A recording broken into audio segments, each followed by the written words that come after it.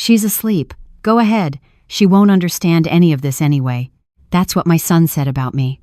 I heard those words hours after something far more frightening had already happened, and by then I knew exactly why he was so sure I wouldn't wake up. My name is Claudine Thomas. I'm 68 years old, a retired nurse, a widow, and the mother of the man who believed my consciousness was something he could switch off when it became inconvenient. That night did not begin with whispers in the dark. It began earlier, in my kitchen, under bright lights, with a glass of warm milk trembling in my hand. A few hours before I pretended to sleep, I saw Malcolm slip something into that glass. It wasn't dramatic. No shaking hands, no guilty glance.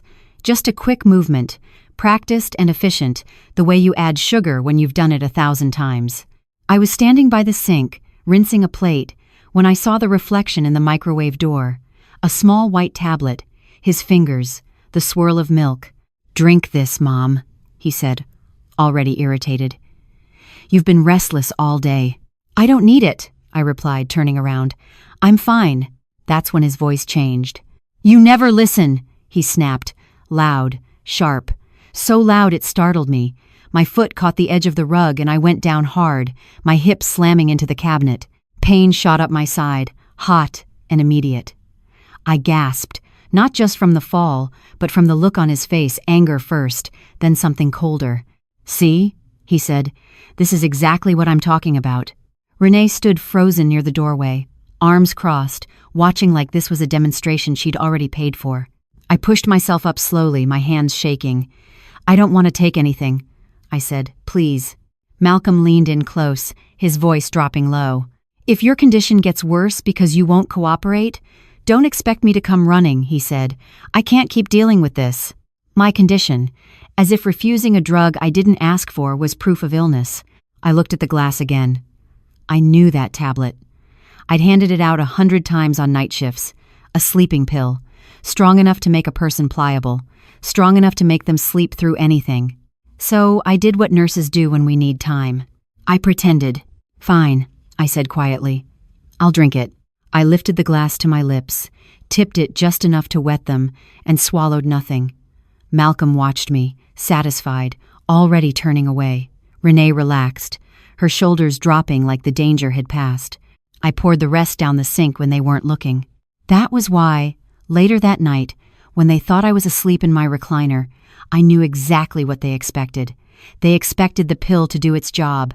They expected me to be unconscious, helpless, silent. They were wrong.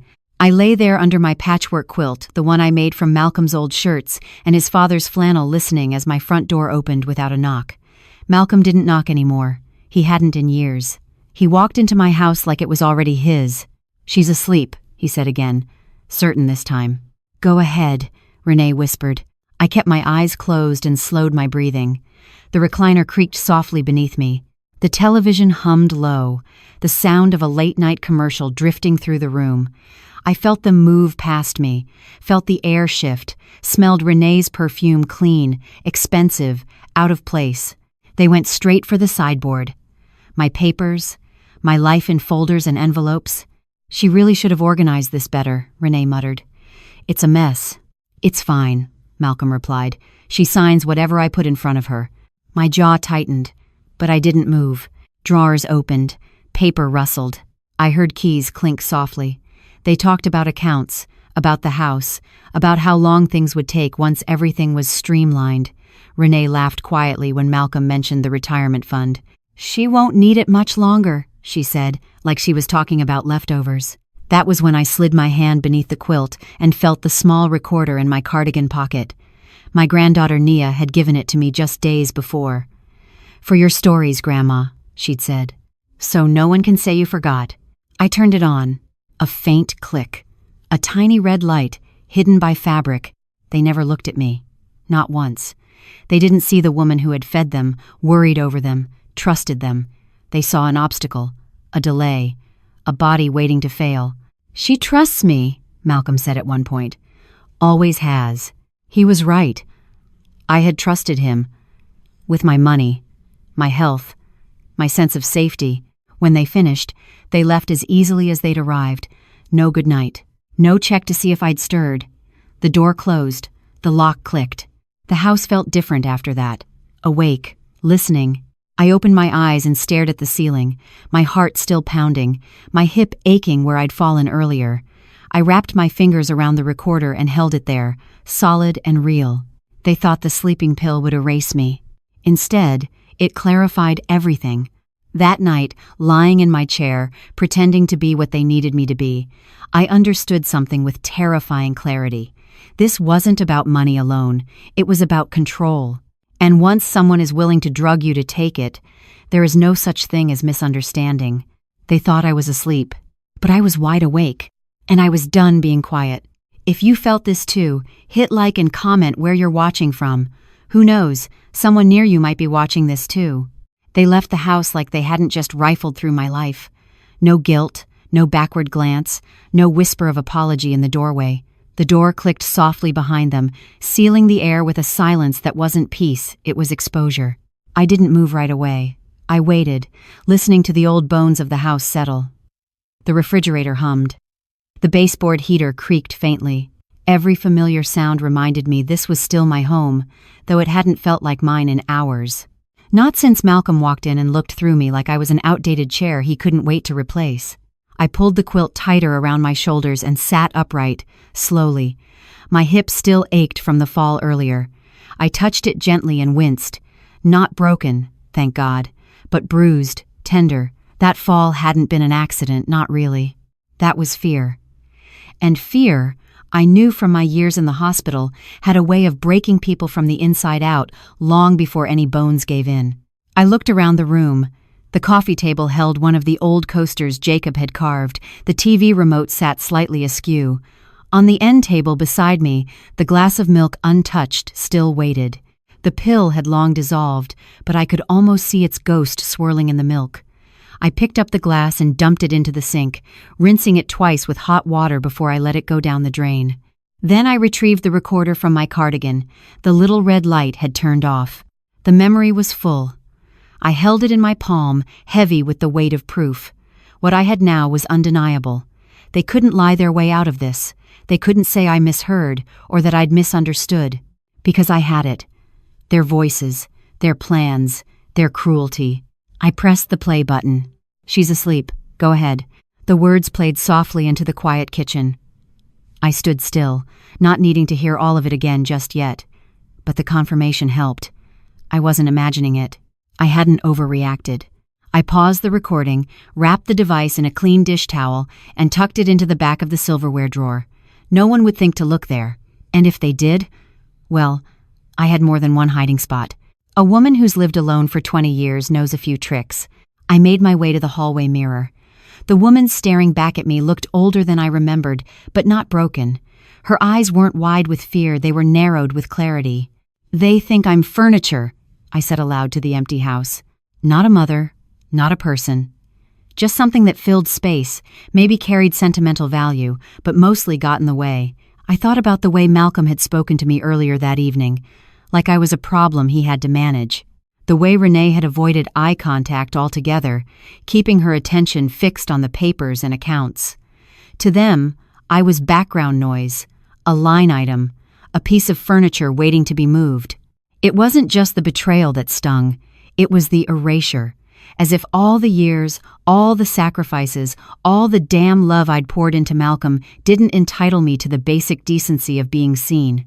I walked into the bedroom and sat on the edge of the bed. The mattress sank softly under my weight, creaking a little from familiarity. I opened the drawer of the nightstand and pulled out a worn photo album. I didn't flip through it. I just held it. I needed to remember that there had been good, once. There had been bedtime stories and scraped knees and little arms around my neck whispering, "I love you, Mama." But those days were gone. I thought of Jacob, my late husband, and what he'd say now. He'd always warned me not to spoil Malcolm.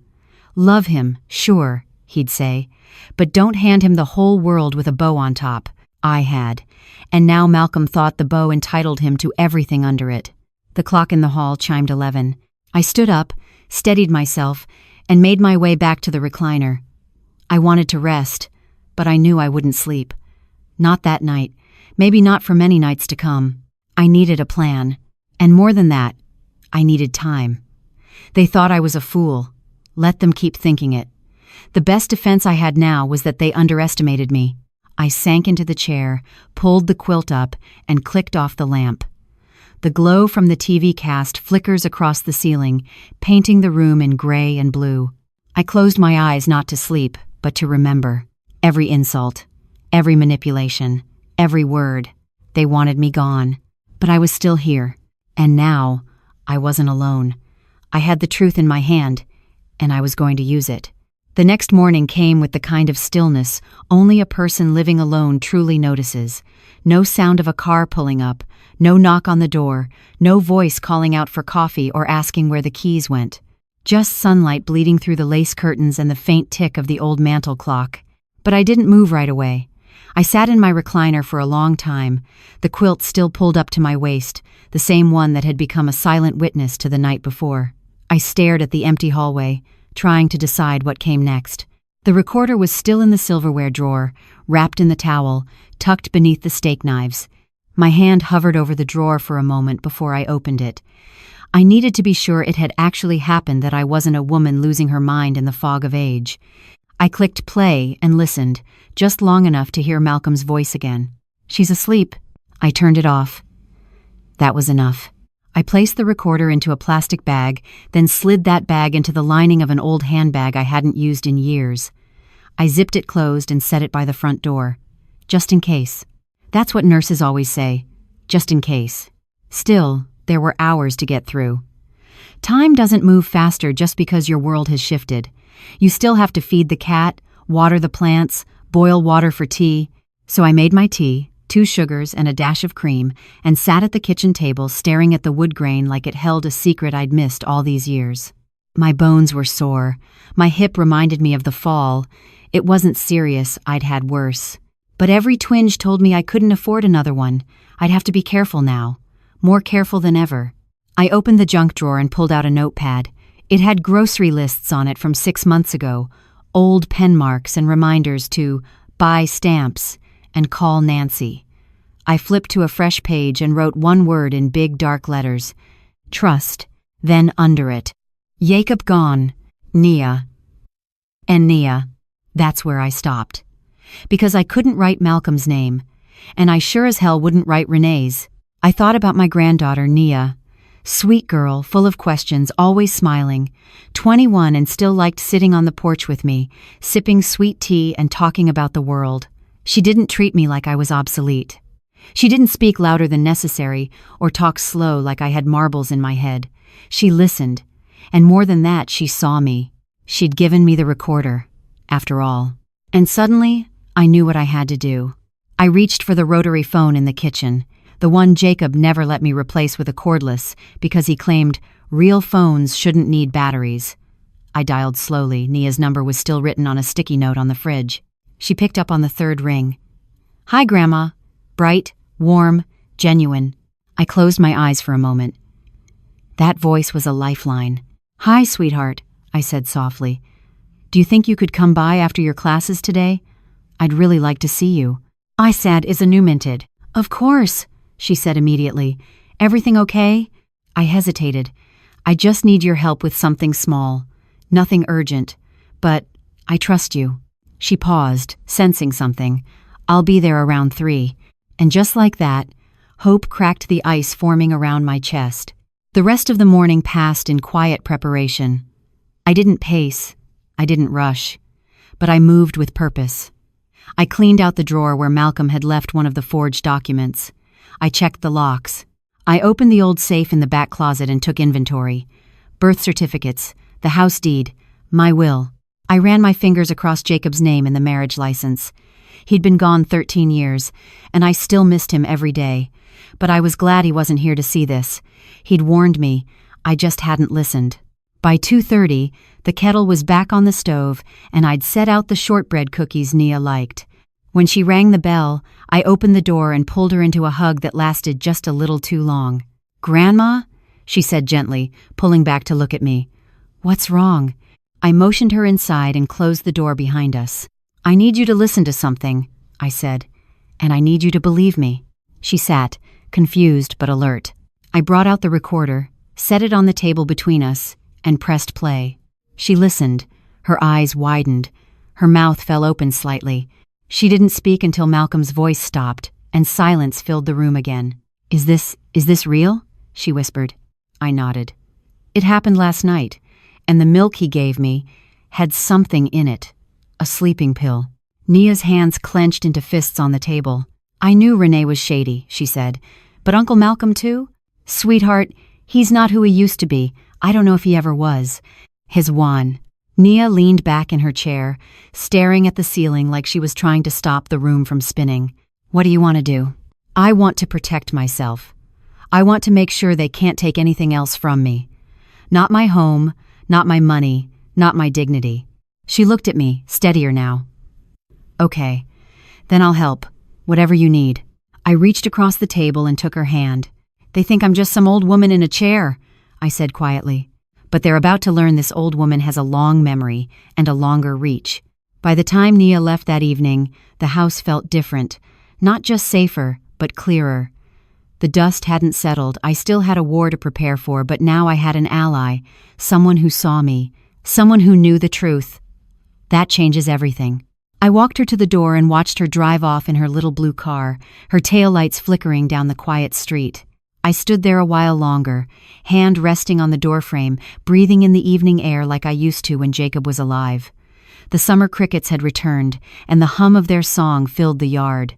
The world outside kept turning, like it didn't know the people inside this house were unraveling. I turned off the porch light and locked the door. Back inside, I poured myself a glass of cold water and sat down at the kitchen table. I had Nia's promise, but I needed more than promises. I needed leverage, and I needed to know exactly what I was dealing with. I reached for the recorder again. My hands were steadier now. I plugged in the earbuds and hit play from the beginning. Then I sat there, in the dark, and listened to my son and his wife talk about me like I was already dead. "She signs whatever I put in front of her," Malcolm's voice said confidently. "She really doesn't understand her financials anymore," Renee added, a note of triumph in her voice. "Half those papers are from the 90 seconds. She still files taxes like it's 1,998. They both laughed. "She doesn't even know what she's worth," Malcolm continued. "Do you?" Renee asked. "Between the house, her pension, savings, and the old account from Dad? Easily 6 figures, maybe more." I paused the playback. My throat tightened. Not because they were counting my money, but because they were so damn proud of themselves for discovering something I never tried to hide. I simply trusted them. That was my mistake. But then came the part that turned my stomach. "If she gets sick," Renee said slowly, "real sick, that money could go a long way. Care facilities are expensive, sure, but she'd be taken care of, and anything left comes to us," Malcolm finished. I sat back in my chair, the earbuds slipping out of my ears. I stared at the dark window across from me. My reflection looked hollow, but not broken. They weren't just trying to take from me. They were planning for the worst. Not hoping, perhaps, but preparing, as if the decline of my body, my life, was just a line on a timeline they were managing. And then I remembered something from earlier that day, a folder Malcolm had left on the counter. At the time, I thought nothing of it, just papers, perhaps bills or mail he was helping me sort. But now it flashed in my mind, vivid and chilling. The corner of a document with bold letters, "Power of Attorney." I hadn't signed it, but it was there. I rose slowly, hips still stiff, and walked to the living room. The folder was gone. Of course it was. He must have taken it after the milk incident, probably when I was recovering from the fall. But that didn't mean it was over. It meant they were on a schedule. They were counting down to something. They had a plan.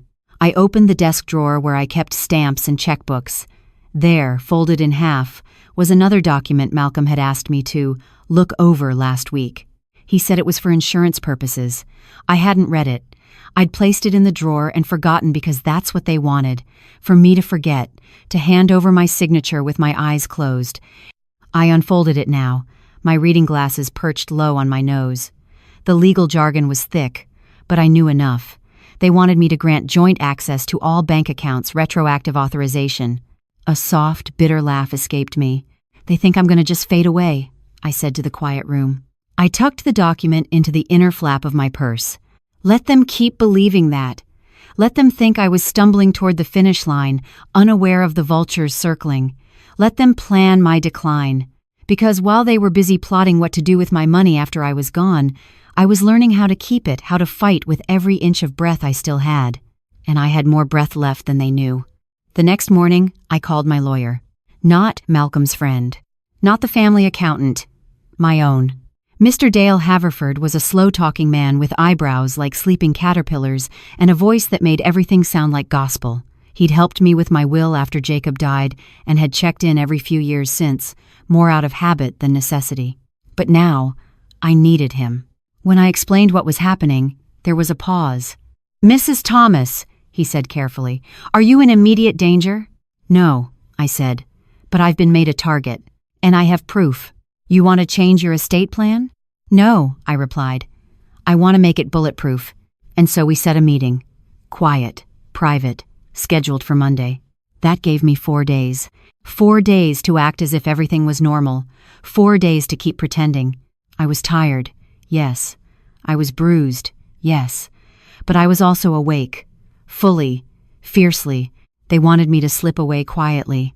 But I was going to exit this world someday, far from now, with my dignity intact, my affairs in order, and every vulture kept firmly at bay. Starting now. Sunday came and went with barely a sound from Malcolm or Renee. That silence wasn't peace, it was calculation. I imagined them pacing their home, wondering if I'd slept deeply, if the pill had done its job, if their voices had soaked into my subconscious like ghosts haunting a dream. They didn't know I had ghosts of my own ones that whispered louder. I spent the day preparing. Not like a soldier sharpens a sword, but like an old woman straightening her spine. It's strange how power feels when it comes from the inside, quiet, unshaking, anchored. I made lists. I pulled every document from my drawers and checked each one. Bank statements, pension paperwork, the original will Jacob and I wrote together back in '96, and the revisions I'd made in 2015 after his death. I reviewed every page, every name, every clause, and I found it. Buried in the old files was a line Jacob had insisted on.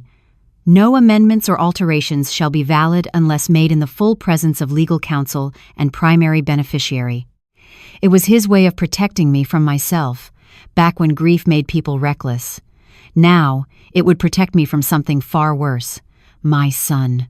I placed that document at the top of my stack, my armor, invisible but real. Around 3 p.m, the phone rang. It was Malcolm. "Hi, Mom," he said with exaggerated warmth. "How are you feeling today?" His voice made my stomach clench. He was fishing, testing the waters. "I'm doing fine," I replied. Flat, steady. "That's good. You seemed tired yesterday. Did you rest well?" "I did," I said. "Thank you for the milk." He hesitated. "Not long, but enough." "Of course. Just wanted to make sure you were relaxed." "Very," I said. It helped a lot. They have an rating. To avwas. Another pause. Then he launched into the real reason for the call. "Listen, I wanted to talk to you about some paperwork," he said. "I meant to leave it with you, but I must have forgotten. It's just a few updates for your medical directives. Financial stuff. Nothing big." "I see," I said calmly. "I can bring it by tomorrow morning?" I let the silence stretch. Long enough to make him nervous. "Actually," I said, "I have some errands. I'll be out most of the day." "It's not brazen it." "Oh?" he said, caught off guard. "Do you need help?" "I can—" "No need," I interrupted. "I've made other arrangements." There it was. A shift in the air between us. The first time I'd said no without softening the blow. "Well, just let me know," he said. More clip now. "We're just trying to help, you know." "I'm sure you are." We hung up. I didn't shake. I didn't cry. I just sat there, phone still in my hand, feeling something shift beneath my skin, something old and rooted. A mother's love might bend, but it doesn't break. And when you threaten the woman who built a life out of nothing, she remembers who she is. The next morning, I dressed carefully. Not in church clothes, this wasn't about forgiveness, and not in something soft and forgettable. I wore the gray wool blazer Jacob always said made me look like a senator with secrets. I brushed out my hair, added a touch of rose-colored lipstick, and packed my purse like I was going into battle. Which I was. Nia arrived promptly at 10. She looked at me and smiled. "You look fierce, Grandma." "I feel it," I said. We drove together to Mr. Haverford's office downtown. The building was old, the kind with heavy wooden doors and brass fixtures that glowed from 100 years of being touched by worry and hope. He met us in the front lobby with a nod. No small talk. He was a man who understood gravity without explanation. We sat in his office, and I handed over the stack of documents I had sorted the night before. "This is what I have," I said. "And this," I pulled the recorder from my purse, "is why I need a new plan." I played a section, just enough.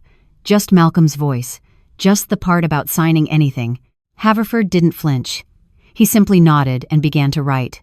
We updated my will. We rewrote the power of attorney. We added security measures that would alert me to any financial changes initiated by anyone other than myself. He promised to put safeguards in place to freeze any suspicious access to my accounts. "Can we notify Malcolm?" Nia asked. "Not yet," I said. "They think I'm asleep." "Let's keep it that way." Haverford agreed. "Better to move in silence for now. When we're done, you'll be untouchable." 3 hours later, I left the office with a manila folder heavier than my purse. Inside, it was every piece of proof I needed that I was still in control of my life. Outside, the sun had come out, bright and indifferent. I stood there on the steps for a long minute, feeling the weight of what had been done and what I had undone. "I didn't think I'd have to fight like this at my age," I murmured. "You shouldn't have to," Nia said. "But they picked the wrong woman." I smiled, the kind that aches a little because it comes from somewhere deep. "They picked their mother," I said quietly. "And that was their first mistake." It was Wednesday morning when I saw their car again parked just off the curb, angled like they didn't expect to stay long. I had just finished trimming the azaleas when I spotted the silver Honda Malcolm drove, the one I helped him buy 10 years ago when his business hit a rough patch. I wiped my hands on my apron and waited. They didn't call first. That was their way. Control the timing, control the space. The doorbell rang, sharp and deliberate. I walked slowly, giving them time to wonder if I was even home. I opened the door just enough to show my face. "Malcolm." "Renee," I said, not unkind, but far from warm. What a surprise. Malcolm gave me that smile, the tight-lipped one that never reached his eyes. "We were just in the neighborhood. Thought we'd check in." "Of course you did," I said, opening the door fully. "Come in." End quote. That's the day, quote, end quote. They stepped inside like strangers who had once lived here and forgotten the rules. Renee glanced around the living room as if scanning for signs of weakness. I noticed her eyes flick to the coffee table, then the drawer beside the recliner, the one I'd emptied. "You look good, Mom," Malcolm said, rested. "Thank you," I replied, settling into my chair. "I've been getting a lot of rest lately." End quote. They sat on the edge of the couch like they were auditioning for a role one they'd already failed to earn. "We wanted to go over a few things," Malcolm began, pulling a slim envelope from his jacket. "Just paperwork stuff we forgot to leave with you." I didn't move to take it. "What kind of paperwork?" "Power of attorney," he said smoothly. "Just a precaution, in case of emergencies. You know, for your protection." I looked at the envelope. I let the silence stretch. Then I smiled. "That's thoughtful," I said. "But I met with Mr. Haverford on Monday. We've already updated everything." The smile fell from Malcolm's face so fast it was almost art. "You did?" he asked, his voice dipping. "I did," I said. "He's always been so helpful. We revised the will, adjusted some account permissions. You know, housekeeping." Renee shifted in her seat. Her lips thinned. "That seems sudden," she said. "I like to be prepared," I said calmly. "Especially when I'm so lucky to have family that cares." Malcolm tried to recover. "Well, that's great, Mom. Just glad you're thinking ahead." "Oh, I've been thinking a lot lately," I replied. "More than you know." There was an edge to my voice I didn't hide. I wanted them to hear it, to feel it. Not rage, no, not yet. Just the sharp, clean sound of a woman who had caught the scent of betrayal and followed it back to its source. I stood. "Would you like something to drink?" I asked. "Water? Tea?" Malcolm blinked. "Just water is fine." I walked to the kitchen, not rushed, not nervous. I poured a glass of water from the filtered pitcher and set it on the tray. Then, on instinct, I reached into the silverware drawer. I made sure the recorder was still there, untouched, and I turned it on, just in case. I returned with the tray and handed Malcolm his glass. He took it, thanked me, and sipped. Renee declined. I sat again, my knees slow but steady. "So," I said, folding my hands in my lap, "how's work, Malcolm?" He blinked, caught off guard by the change in subject. "It's fine. Busy. You know." "I'm sure," I said. "Still running things at the firm?" He nodded. "And Renee, you're still consulting for that real estate company?" She nodded, cautiously. "Yes." "Wonderful," I said, and smiled. I wanted to remind them that I remembered, that I wasn't drifting, that every detail of their lives was still in my mind, and that I saw more than they thought. They stayed 10 more minutes, making stiff conversation. Malcolm asked if I needed anything fixed around the house. I told him everything was working fine. When they finally stood to leave, Malcolm placed the envelope on the coffee table. "Just in case you want to look it over," he said. I didn't pick it up. After they left, I carried the envelope to the fireplace and dropped it in. I watched the flames eat through the lies. Then I returned to the recorder, turned it off, and placed it back in its hiding place. This time, I didn't feel angry. I felt ready. Let them bring their masks and veils, let them pretend. I'd already seen what was underneath. The next day, I called the locksmith. I'd known Marvin for nearly 20 years. He'd changed the locks on my back door when Jacob passed and insisted I sleep safely. Marvin was quiet, punctual, and discreet, the kind of man who didn't ask why a 70-year-old widow suddenly needed new deadbolts. "I'd like to change the front and side door," I said over the phone. "Something modern. Keypad, maybe." "You expecting trouble, Claudine?" he asked, his voice gentle. "Not trouble," I said. "Just clarity." He came that afternoon. I offered him lemonade on the porch while he worked. The hum of his tools filled the background while I trimmed the ivy along the porch railings. It felt like nesting, rebuilding the edges of a home someone had tried to chip away from the inside. When he finished, I stood at the door, punching in a new code. One only I knew. "Thank you, Marvin." "Anything for you," he said. "You take care of yourself, all right?" "I intend to." That night, I slept for the first time in days. Deep, dreamless, guarded. The next morning, I opened my mailbox and found a letter addressed to me, but with no return address. I didn't recognize the handwriting. The envelope was thick, too stiff for just paper. I opened it cautiously at the kitchen table. Inside was a printed copy of a medical facility intake form. It had my name on it, and the words, "Initial evaluation for cognitive decline." I stared at it. I read every line, slowly, carefully, and there it was at the bottom, in bold, authorized by Malcolm J. Thomas. He'd submitted a request for a formal evaluation of my mental fitness, without telling me, without even attempting to discuss it. My hands clenched around the edges of the paper. This wasn't just about money anymore. It was about erasure. Legally, publicly, officially. If he could get a doctor to say I wasn't of sound mind, he could undo everything, take control of my life, my body, my home. My God. I stood, walked to the sink, and splashed cold water on my face. The betrayal hit me harder than I expected, even after everything. This wasn't just sneaky. This was strategic, ruthless. But he'd made one mistake. He didn't know I already had a lawyer. That the new documents were already notarized. That I had a trail of evidence leading to this exact moment. I called Nia. She picked up immediately. "Grandma? I need your help again, sweetheart. Bring your laptop." She arrived 30 minutes later, her car still running when she rang the bell. I let her in, handed her the letter. Her eyes widened. "They filed this? Are you kidding me?" "I wish I were," I said. Nia sat at the table and opened her computer. "We're going to document everything, every call, every visit, every piece of mail." She created a folder on her desktop labeled Project Claudine. I laughed, despite myself. "Make it a good font," I said. "Something bold." She chose Garamond. I approved. We scanned the document, took photos, logged the date and time. Then Nia helped me draft a letter to Mr. Haverford outlining what had happened. I included a copy of the intake form and asked him to initiate a cease and desist notice if Malcolm attempted to escalate the evaluation without legal basis. "I've got a friend in journalism," Nia said suddenly. "She does local exposés. Nothing national, but she gets people talking." I raised an eyebrow.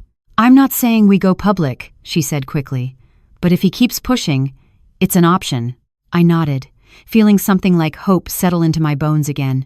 Not the fragile kind, the steel-backed kind. After Nia left, I took a walk through my garden. I pulled a few weeds, checked the tomatoes, watered the basil. Everything smelled sharp and alive. And I thought, I'm not disappearing. Not quietly. Not kindly. Not at all. Let them try to define me. I'd already written my own name in ink, and I wasn't handing the pen to anyone else. On Sunday, I went to church. I hadn't been in weeks, not since the first hint of this storm began to gather, but today I needed to be seen. I needed to remind myself and others that I was still here, still Claudine, still standing. I wore my blue hat, the one with the satin ribbon and the tiny pin Jacob gave me on our 20th anniversary. My coat was buttoned neat, my steps steady. I arrived just before the second bell and took my usual seat, third pew from the front, left side. People noticed. Mabel leaned over and whispered, "Claudine, you look sharp today." I smiled, patted her hand. It's a sharp season. The sermon was about patience, about trials, about walking through the fire without burning. I listened, but my mind drifted. The choir's voices layered over memories and plans, their harmonies pulling me into something ancient and grounding. For the first time in days, I felt my feet touch solid ground beneath the fog. After the service, we gathered in the fellowship hall for coffee and cookies. I made small talk, laughed once or twice, but I was watching, listening. I caught Malcolm's name mentioned low, a murmur between two old women near the coffee table. Filed something about his mother, I heard. "Trying to help her," he says. But it sounds strange to me. Claudine doesn't seem like she's slipping. Not at all. End quote. I didn't approach them. I didn't correct them. Let the whispers work for me. That's the thing about small towns. Gossip can be a poison, but when it's aimed at the right person, it becomes a remedy. I stood with Pastor Elgin near the piano. He looked at me, thoughtful. "You doing all right, Claudine?" "I'm walking through it," I said. "If you need anything, I'll ask," I promised, "but right now I just need to be visible." He nodded, understanding more than I said aloud. I stayed an hour longer than usual. I let them see me refill my own coffee, carry my own plate, recall birthdays and names and stories from years past. I reminded them and maybe myself that I was not fading. By the time I returned home, the sun had begun to dip behind the rooftops, casting long gold streaks across the sidewalk. My house looked the same from the outside, but inside, something had shifted again. I was building my defense, brick by quiet brick. That evening, Nia stopped by unannounced. She had a newspaper in hand. "Look at this," she said, setting it on the kitchen table. It was the community edition. Front page, "Local woman faces dispute over elder care rights." The name wasn't mine, but the story was too familiar. "She's 82, Nia said. "Her son tried to have her placed in assisted living without consent. It went to court." "And she won?" "Not yet," Nia said, "but the town rallied behind her. There's talk of new legislation." I read every word, slowly, carefully. Then I looked at Nia. "Do you think we should tell my story?" "Not yet," she said. "But if Malcolm makes another move, we'll be ready." That night, I sat in the quiet and read Psalm 27 aloud to myself. "Though my father and mother forsake me, the Lord will receive me." I wasn't religious like I used to be, but those words settled something in me. I was not forsaken. I was not alone. It was Monday morning, just after 8, when I noticed the car. It was a dark sedan, new, quiet, and too clean for our street. It idled just beyond my driveway, engine barely audible, tinted windows shielding the face of whoever sat inside. I was on the porch, watering the hanging petunias. At first, I thought nothing of it. People get lost all the time around here, our streets twist like memories. But after 15 minutes, the car hadn't moved. It didn't honk, didn't back out, just sat, watching. I lowered the watering can. This was no accident. I stepped back inside, locked the door behind me, and stood in the foyer, heart steady but alert. I moved to the side window and peeked through the slats of the blinds. The driver was on the phone, gesturing slightly, but never turning their head toward the house. I'd seen enough crime shows to know what surveillance looked like. I dialed Nia. She picked up, groggy. "Grandma? Everything okay? There's a car outside. Black sedan, been there nearly 20 minutes. Nia paused, instantly awake. "License plate?" "Partially covered. I can only see the last 3 digits. 479. "I'll be right over." While I waited, I did something I hadn't done in years. I opened the small safe in the bedroom closet. Among old photos and Jacob's medals was a small silver revolver. I hadn't touched it since the day he died. I didn't take it out, but I remembered it was there. When Nia arrived, the car had moved. No tire squeal, no roar, just gone. We checked the security cameras I'd installed last year. "A precaution," Jacob used to say, "in case the devil shows up in loafers." We watched the footage. The car had arrived at 7:42 a.m. No one got out. No one approached. At 8:19, it rolled away, silent as it came. "Think it's Malcolm?" Nia asked. "If it wasn't him directly," I said, "it was someone hired by someone who thinks like him." Nia bit her lip. "We should tell Mr. Haverford. Just in here. I'll call him this afternoon."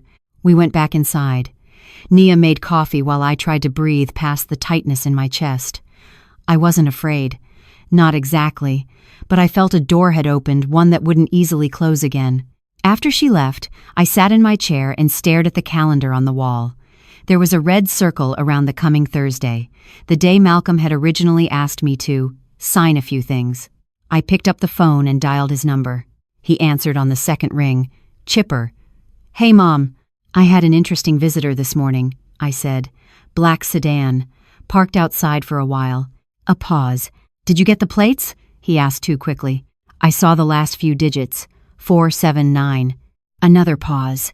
"Probably a delivery driver," he offered, "or someone checking addresses. Happens all the time." I said. "Funny how he didn't deliver anything, or check anything, or knock." His voice tightened. "Are you accusing me of something?" "I'm asking questions," I said. "Isn't that what you wanted? Clarity? Transparency?" "Mom," he began, but I cut him off. "I'll be fine, Malcolm. I've made some calls, taken some steps. You don't need to worry about my safety." I never said I was worried. "Exactly." I hung up. My fingers trembled for a moment, then steadied.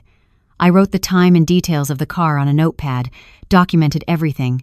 Then I opened my desk drawer and pulled out the recorder again. And for the first time, I didn't use it to catch someone. I pressed record and spoke clearly into the mic. "My name is Claudine Thomas. Today is Monday, September 18th. At approximately 7:42 a.m., an unknown vehicle appeared outside my home and remained for over 30 minutes. I have reason to believe this is connected to recent attempts by my son, Malcolm Thomas, to access and control my personal and financial affairs without my consent."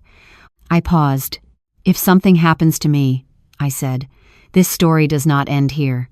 Then I stopped the recording and labeled it Insurance, Statement 1.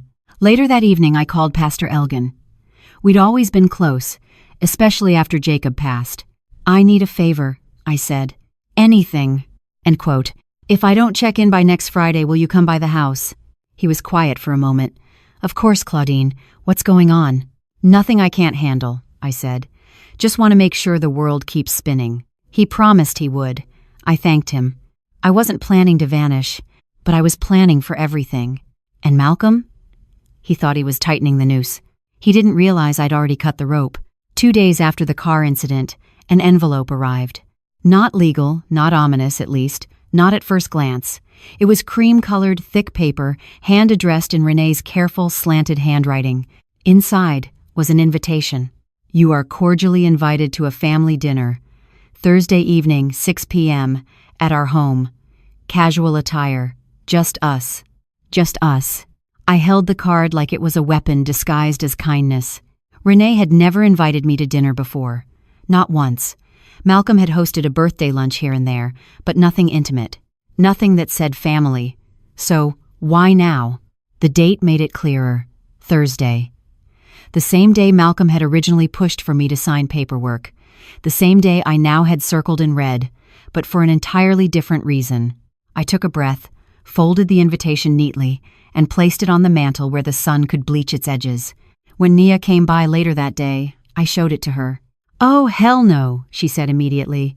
"This smells like a setup." "I agree," I said, "but I'm going. It is friend." She stared at me. "You what?" "I need to see them on their turf. Look into their eyes. Let them think I'm playing along just long enough to figure out their next move. You're walking into the lion's den."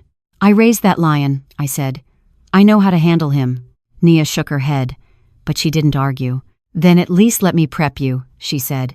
"You're not going in unarmed." The next day was a flurry of preparation. Nia printed more documents updates from Mr. Haverford, extra copies of the notarized statements, digital backups of the audio recordings, including my personal testimony. She also gifted me something I hadn't expected, a delicate pendant embedded with a micro recorder, voice-activated. She clipped it to my blouse like it was nothing more than an heirloom. "Just in case," she said. Thursday arrived like a curtain rising on a play I didn't want to perform in. Still, I dressed carefully. Nothing flashy, just my deep green cardigan and slacks. Enough to look composed, sharp, and familiar. Their home was newer than mine. Modern, cold, all angles and glass and gray wood floors. Renee opened the door with a smile that didn't touch her eyes. "Claudine, you look lovely." "Thank you," I said, stepping inside. Malcolm appeared a moment later, sleeves rolled, apron on, holding a wooden spoon like a trophy. "I'm cooking tonight," he said, as if that were some great act of charity. "Very kind of you," I replied. "I didn't know you cooked." He chuckled. "You'd be surprised what I've learned lately." Dinner was set on a long, white table with matte black plates. The air smelled of lemon, chicken, and fresh thyme. It should have felt comforting. It didn't. We sat. Renee poured wine none for me, I insisted. I watched Malcolm pour my water himself, and I didn't take a sip. The meal began with casual conversation weather. Neighbors, how nice it was to reconnect. I let them talk, let them build their stage. Then, midway through the salad course, Malcolm set his fork down and said, "We wanted to talk to you about the future." There it was. "I figured as much," I said. Renee leaned forward. "We're concerned, Claudine. You've had some incidents, the fall, the confusion." "I tripped," I said, "and I've never once confused my name, my address, or my worth." Malcolm sighed. "That's not what we're saying. We just want to be prepared." End quote. "For what?" "For when you need help," Renee said. "Real help." "I've never once asked you for help," I said, my voice level. "And if I did, I'd be clear." He reached under the table and pulled out a small folder. "We just thought, maybe you'd consider—" I raised a hand. "I won't be signing anything tonight." Malcolm blinked. Renee's smile cracked. "I didn't say you had to," he said quickly. "Just review it." "I've reviewed quite a lot lately," I replied. "And what I see is this. Two people trying very hard to control a woman they underestimate." A silence fell. I reached into my purse, pulled out a matching folder, and slid it across the table. Malcolm opened it. "Read the first few lines." His face paled. "This is legal documentation," I said. "Filed, notarized, and protected, along with digital copies stored in 3 separate places. I'm not alone, and I'm not confused." Renee opened her mouth, but I stood. "Thank you for dinner." The chicken was dry. I walked out, head high, heart pounding. I didn't need dessert. I already had the sweet taste of truth. I didn't sleep that night. Not because I was scared, not because I doubted myself, but because the quiet was loud, filled with echoes of my son's voice, his expression when he read the legal folder, a flicker of something I hadn't seen in years. Fear, and beneath that, shame. I sat by my bedroom window, watching the streetlights flicker on and off, their glow reflected in the neighbors' windows like dim eyes blinking through the dark. I thought about the boy I raised, the one who used to run to me with scraped knees and questions about the stars. The boy who once cried because he thought he'd heard a baby bird that fell from a tree. Where did that boy go? I wanted to believe he was still in there somewhere, but it was getting harder. Each step he took felt colder, calculated. Before dawn, I moved through the house, checking doors, adjusting curtains, flipping light switches on and off, just to feel some control. The home I'd built brick by brick with Jacob had become a fortress, and I hated that it had to be. At 6:12 a.m., my phone buzzed. A text from Malcolm. "Let's talk. Just the two of us. Lunch today? Please." No Renee. No paperwork. Just him. It could be real. It could be another trap. Either way, I said yes. We met at a small cafe off the town square, one of those places with chipped mugs and kind waitresses who called everyone sweetheart. I picked the table near the window in full view of everyone and arrived 15 minutes early. I needed the ground beneath me. Malcolm showed up wearing a coat I'd bought him for his 35th birthday. Still in good condition, though he didn't look it. He sat down with a sigh. No menu, no smile. "Thanks for coming," he said. I nodded. He took a deep breath. "I'm sorry about the dinner. About the papers. We handled that wrong." "You think?" His jaw twitched. "I don't want us to fight. Then stop treating me like an enemy." He looked away. Outside, two boys chased each other down the sidewalk, laughing. Malcolm watched them for a moment before speaking again. "It's not that I don't trust you," he said. "It's that I'm scared." "Scared of what?" I asked, truly curious. "Of losing everything. Of messing up. Of you getting hurt and me not knowing what to do. Renee, she pushes. She plans. And I follow." "So you let her plan how to control your mother?" He winced. "It wasn't supposed to feel like control. Just protection." I leaned in. "Do you know what protection looks like, Malcolm? It looks like trust. It looks like phone calls, visits, showing up without paperwork. Not surveillance. Not silence. Not tricks." He was quiet. I softened just slightly. "I never expected you to be perfect, but I did expect you to remember who I am." He looked down. "I think I forgot, or maybe I just wanted to forget." That stung, but it was honest. The waitress came by. We both ordered coffee. Nothing more. He reached into his coat pocket and pulled out an envelope. My heart skipped once, but he slid it across the table, unopened. "This is everything we were trying to file. You can read it. Or throw it away. I won't move forward with anything unless you say so. It's call ground." I took the envelope but didn't open it. "I appreciate that," I said, "but it's not about the papers. It's about trust, and you're going to have to earn that back." He nodded slowly. "I know." The coffees arrived. We drank in silence for a few minutes, each lost in our own battles. I watched his hands fidgeting, anxious.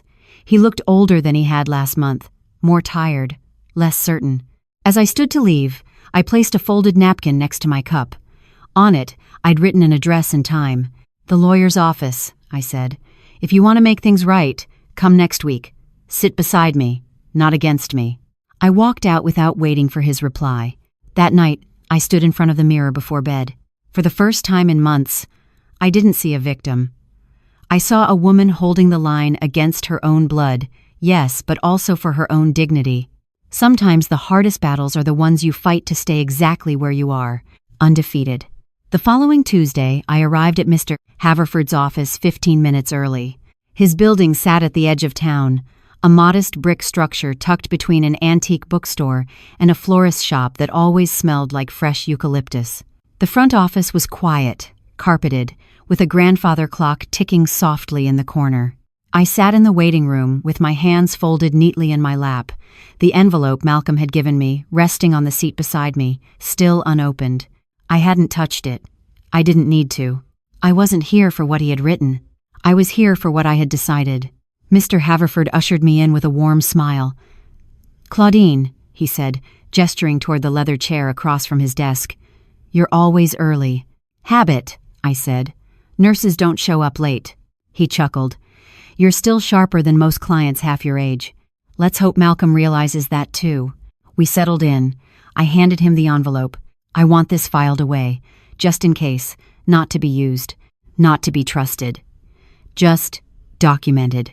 He nodded, sliding it into a drawer. "Is he coming?" he asked gently. "I don't know," I said, but I gave him the time, the address, and the choice. At 9:57 a.m., the door to the office opened, and Malcolm stepped in. No Renee. No briefcase. Just him. He looked at me with cautious eyes, and I nodded toward the chair beside me. He sat. Mr. Haverford cleared his throat, ready to facilitate whatever this was about to become. "Shall we begin?" I turned to Malcolm. "This is your chance," I said, "to stop all of it. The forms, the evaluations, the shadow games. You either stand with me or you get out of my way." Malcolm rubbed his hands together, nervously. "I want to make this right," he said.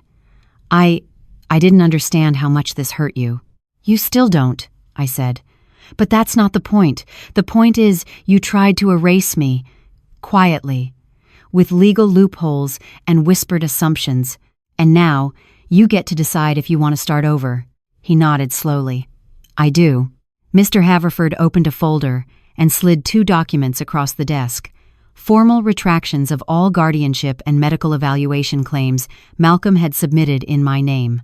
1 signature, that's all it would take. Malcolm stared at them. I watched his fingers hesitate over the pen. Then, without a word, he signed. Each letter formed carefully, like he understood the weight of every stroke. When he was done, I reached into my purse and handed him a second document, my revised living will and power of attorney. "I've named Nia as my emergency contact," I said. "Not you." He nodded, not surprised. "But," I continued, "if you're serious about rebuilding trust, I left a clause. It allows for co-authorization if you complete a series of steps. Counseling, family mediation, a year of showing up, not just calling when you need something." Malcolm blinked. "You'd still give me a role?" "I'd give you a path," I said, "but the burden's on you to walk it." He looked down, nodding again. Quiet, smaller than I'd ever seen him. We left the office together. Outside, the wind had picked up, sending leaves swirling across the sidewalk. Malcolm stuffed his hands in his pockets. "I told Renee not to come," he said. "I noticed. She doesn't get it, not yet." "She won't," I said. "Not unless you do first." He looked at me. "Will you come to dinner again?" "Just no paperwork. Just us." "I'll think about it," I said. "But Malcolm?" He turned. "If I ever see another piece of mail with my name and your signature on it without my knowledge—" "You won't," he said, quickly. I held his gaze for a long moment. "Good." Then I turned and walked away. My heels echoed on the concrete, each step a quiet victory. I didn't look back. Because some battles don't end with applause. Some end with a quiet, unwavering woman drawing a line in the sand and daring the world to cross it. 1 week after Malcolm signed the retractions, I was restocking my pantry. The canned goods were running low, and my favorite herbal tea had vanished from its usual shelf spot. So I made a list, grabbed my cloth tote, and headed to the neighborhood grocery store, a small place with handwritten signs and checkerboard tiles that hadn't been replaced since the early 82nds. I moved through the aisles slowly, enjoying the rhythm of choosing, comparing, remembering which brands Jacob used to like. The quiet was peaceful, familiar. Then, near the dairy section, I saw her, Renee. She hadn't noticed me. She stood with her back half-turned, one manicured hand resting on her hip while the other clutched a phone to her ear. I stepped back, unsure whether to walk away or confront her. Then she said it clear as the fluorescent lights above. I told him, if she won't sign it willingly, we find another way. Don't be naive. She's old. She'll slip up eventually, and when she does, we'll have it all. The milk in my hand nearly slipped. She paused, then gave a short, dismissive laugh. No, I'm not worried about Malcolm. He still thinks this is about family. A silence. Of course it's about the money. I didn't move. I didn't speak. I simply backed away, heart thudding so loudly I was sure someone in the next aisle could hear it. But no one came. No one saw. I left my cart in the aisle and walked straight out of the store. My fingers were cold as I fumbled for the keys. Once inside the car, I sat for a full minute, staring at the steering wheel. Renee hadn't just been involved, she was still plotting, still moving pieces behind Malcolm's back, still trying to dismantle me. And she didn't know I'd heard everything. That night, I told Nia. She was furious, pacing my living room, muttering things she knew better than to say too loud. She's dangerous, Nia said. Not just manipulative, actually dangerous. I know, I said. But now we have something. I hadn't been recording. But that voice, those words, they were burned into me, and I knew someone who could help make that count. 2 days later, we sat across from Mr. Haverford again. "This is bigger than we thought," he said, after hearing my account. "If we can confirm what she said and prove that she's acting on it, we're talking civil liability. Maybe criminal, if coercion or fraud comes into play." "But I didn't record it," I reminded him. He smiled slightly. "Doesn't mean we can't catch her next time." "What do you mean?" "Let's give her an opportunity." At first, I didn't understand. Then I did. We weren't just going to wait for Renee to try again. We were going to invite her in and catch her in the act. I was nervous, shaken, but a part of me, a deep, wounded, burning part, felt ready. Because this wasn't just about proving I was sane. It was about proving she wasn't harmless. So I made a decision. I picked up the phone, dialed her number. She answered on the third ring, sugary sweet. "Claudine!" "What a surprise." "I've been thinking," I said, steady and slow. "Maybe we got off on the wrong foot. Would you like to come by for tea?" She hesitated. "Then, of course, I'd love that." We set the time for Saturday. And this time, every word she said would be recorded. Not for revenge, but for justice. Because when someone thinks you're weak, they say the truth out loud. And I was finally ready to listen with evidence.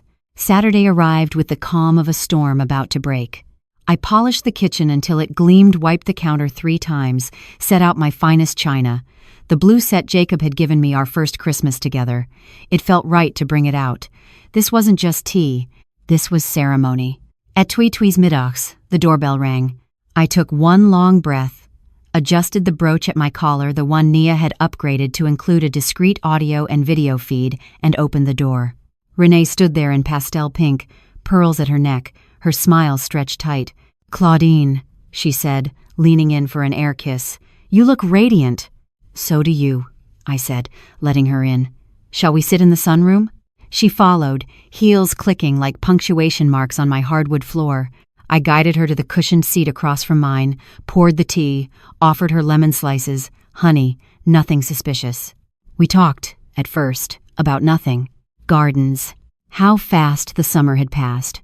A recipe for lavender scones. Then she leaned back, crossing her legs slowly. Her tone shifted so slightly, most wouldn't catch it. But I did. "You know, Claudine," she said, stirring her tea slowly, "I really admire how strong you've been through all of this."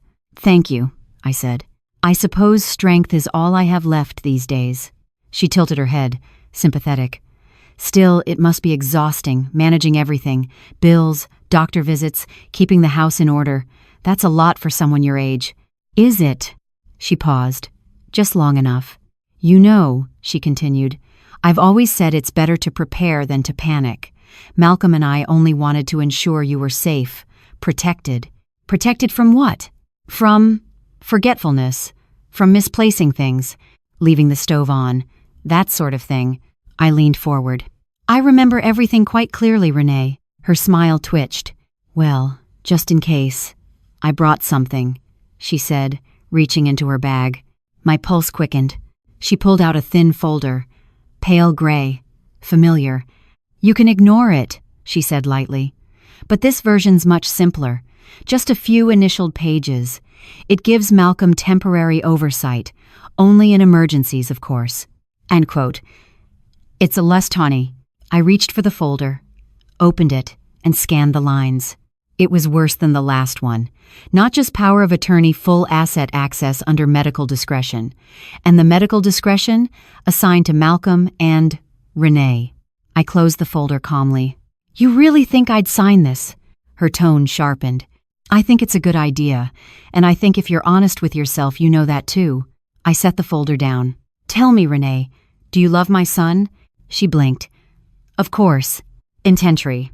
Do you love him more than you love money?" She didn't answer. "That's what I thought." She stood, flustered. "I came here to help." "No, you came here to win.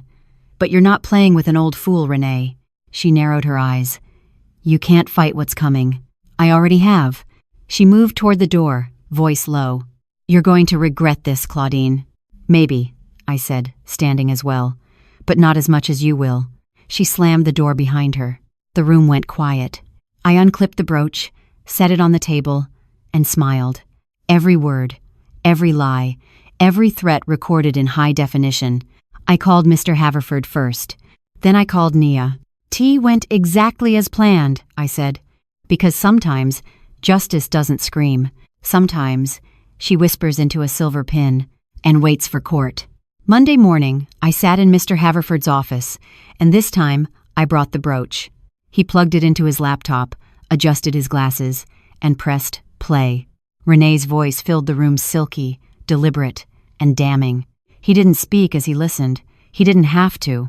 By the time the last word played, his hands were already moving, typing, printing, signing. The wheels of justice had been slow before, but now they found their grip. "I'll prepare the injunction," he said. "We'll file it under elder coercion, attempted fraud, and breach of fiduciary ethics." "Can we stop her from trying anything else?" I asked. "With this," he tapped the brooch. "We won't just stop her. We'll bury her in paperwork so deep she won't see daylight for months." Nia joined us minutes later, her jaw tight but her eyes blazing. "She doesn't know you recorded it?" she asked. "Not a clue," I said. "Then we've got her." That afternoon, Haverford filed the restraining petition against Renee, citing unlawful pressure, and we contacted the Elder Affairs Bureau to initiate an investigation. We also flagged the power of attorney requests that had been previously submitted quietly, warning Malcolm they might be subject to review if he didn't cooperate fully. He called that evening. "I didn't know," he said. "I swear to you, Mom, I didn't know she was still pushing this. She did it in your name. I didn't approve it, but you married it." There was silence on the other end. "I'm filing for separation," he said at last. I leaned back in my chair, stunned. "She's toxic," Malcolm continued. "Manipulative, and I let her poison everything." "I'm not your therapist," I said, "but I am your mother, and it's not too late to be the man I raised." Another pause. "I want to earn that back. Then start walking in the right direction. Every step counts." We hung up. Later that week, a letter arrived official, heavy, embossed with the state seal. It confirmed the petition had been accepted and that a hearing date had been set. Renee would be subpoenaed. The court would hear the recordings. I wouldn't need to testify unless she challenged them, which, knowing her, she might. The following Sunday, I stood in the same church where I'd once heard whispers of concern. Now, people approached me not with pity, but with quiet pride. They'd heard things, not the full story, but enough to know I'd weathered something and hadn't broken. After the service, Pastor Elgin shook my hand longer than usual. "You remind me of Deborah," he said. "From the Bible?" He nodded. "The woman who led armies when no man would." I smiled. I never wanted a war. Sometimes they come anyway. The sun was shining as I walked home. Warm, golden, not just on my skin but in my chest. That evening, Nia and I planted chrysanthemums in the front yard, Jacob's favorite. She paused at one point, wiping her hands on her jeans. "Do you think she'll show at the hearing?" "Oh, she'll show," I said. "She can't help but play the part. And when she does, I'll let the truth do the talking. Because in the end, justice doesn't always need fists or fury. Sometimes she wears pearls and speaks into a silver pin." It was early when I arrived at the courthouse. The morning fog still hung low over the parking lot, and I could see my breath in the air as I stepped out of Nia's car. She insisted on driving me. "Not letting you walk in there alone," she'd said, her hand squeezing mine with the kind of silent strength I'd grown to rely on. We walked through security. My purse was scanned, the brooch tucked safely into a velvet pouch, now labeled as Exhibit A.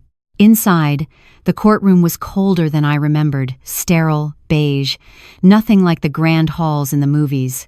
The judge wasn't a towering figure in black robes, just a tired man with reading glasses and a stack of folders 2 feet high. But this wasn't about drama. It was about truth. Renee arrived 5 minutes before the hearing. She wore charcoal gray, her hair slicked into a chignon so tight it looked painful. She didn't look at me, didn't acknowledge Nia. She walked in as if the courtroom owed her respect. The bailiff called the room to order. Claudine Thomas versus Renee Stafford. Petition for injunction against coercive elder influence and financial misconduct. Actual days it. The judge raised an eyebrow as he read the charge. "Miss Stafford, are you represented by counsel?" Renee stood. "No, Your Honor. I've done nothing wrong." Mr. Haverford leaned toward me, murmuring, "That'll change soon." The judge reviewed the preliminary statement. Then he turned to me. "Mrs. Thomas, Would you like to submit your evidence?" "Yes, Your Honor," I said, standing slowly.